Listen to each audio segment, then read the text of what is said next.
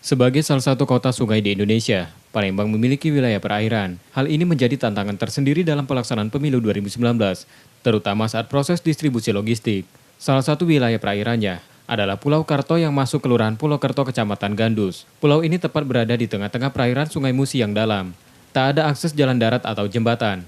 Satu-satunya cara menuju wilayah ini hanya dengan kapal atau perahu.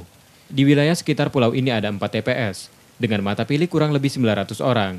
PPS setempat mengerahkan 4 unit perahu motor untuk mengangkut logistik pemilu ke tiap TPS. Karena lokasi yang dituju rentan dan berada di perairan, sesuai standar operasi petugas membungkus tiap kotak suara dengan kantong plastik.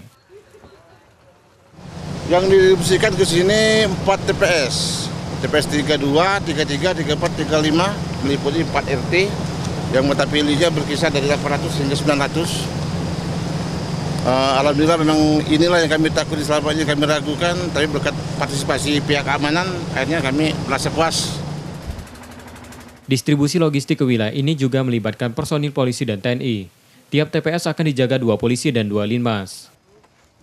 Ya, karena ini wilayah perairan, tentulah memiliki kerawanan pada saat pendistribusian. Kemudian tempatnya juga jauh-jauh.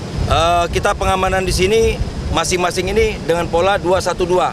Artinya 2 polisi, 1 TPS, kemudian 2 linmas.